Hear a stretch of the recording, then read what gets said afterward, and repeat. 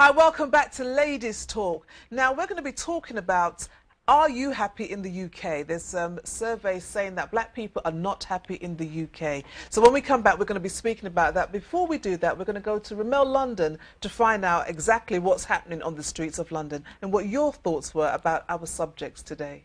I give you love, baby, not romance. I make a move, nothing left to chance. So don't you get fresh with me. Hey, it's Ramel, London, on the streets of London, reporting for Ladies Talk. Now I'm on Portobello Road asking two very important questions. One, are you happy living in the UK? And two, how can we prevent crimes of passion? Let's see what the people had to say.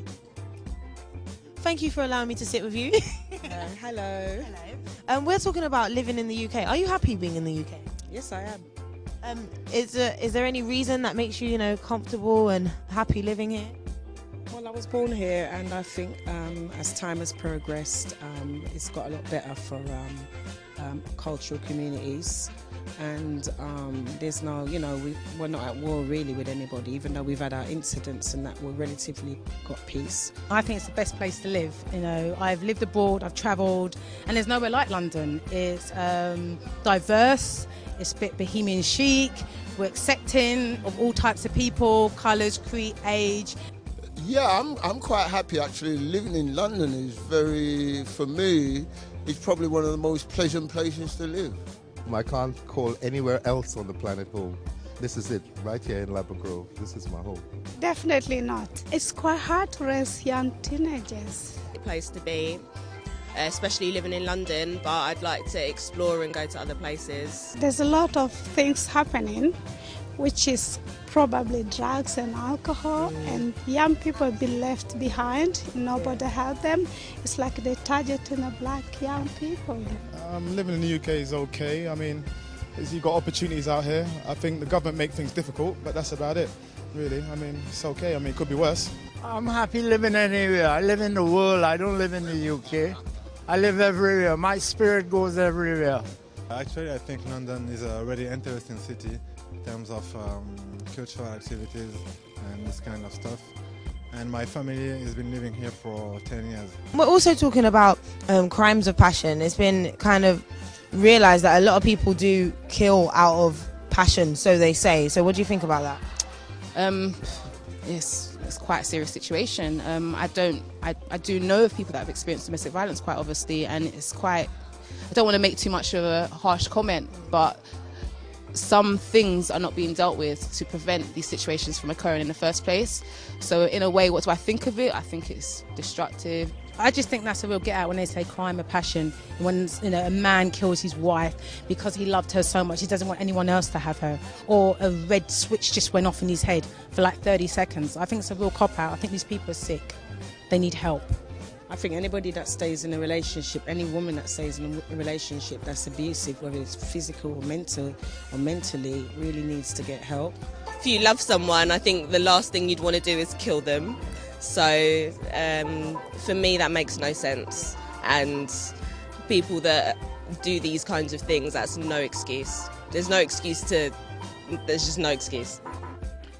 Thank you very much. Ramel on the streets of London. Yeah, I love what that really lady said, that it's a cop-out, the crimes of passion. Yeah. They're saying that, why would you kill someone if you love them? It's a cop-out to say it's a crime of passion. I like that comment. Absolutely. It was really strong. Good job, Ramel. Yeah, and very also, nice. to talk about the actual, how people feel in London, living in London, and if you're happy.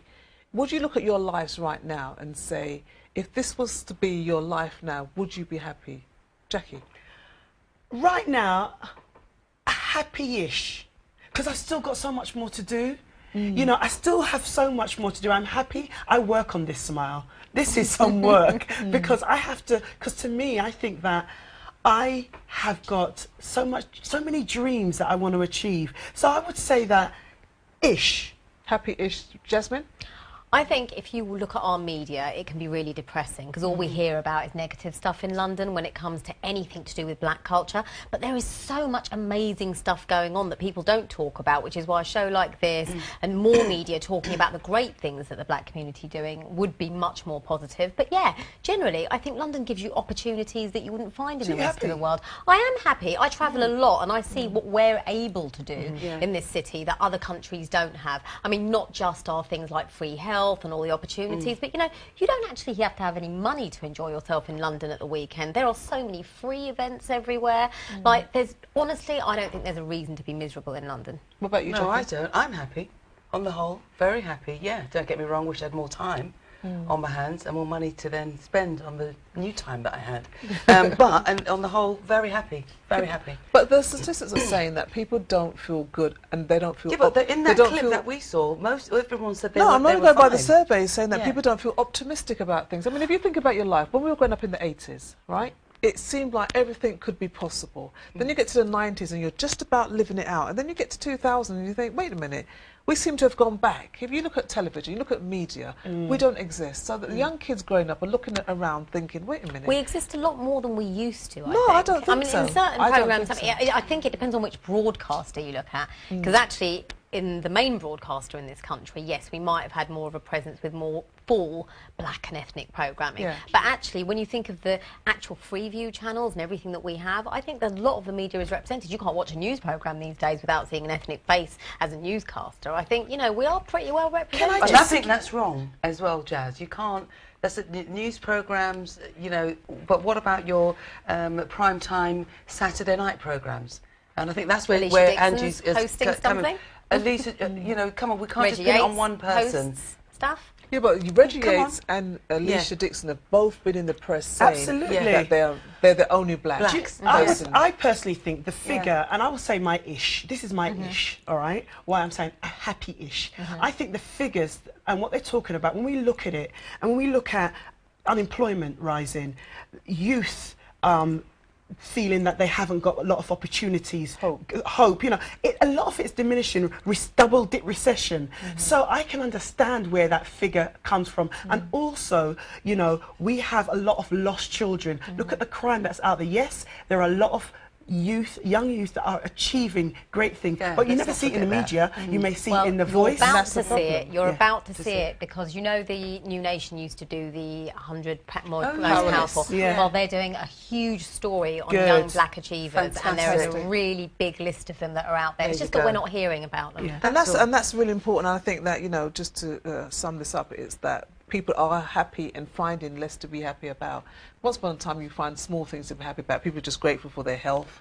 They're happy that their family is still alive if you have family alive. So I think our priorities have changed a little bit, especially for me as I've got older. Lobster. And gardening. Lobsters, gardening. I'm happy with lobster, Ange. Hey.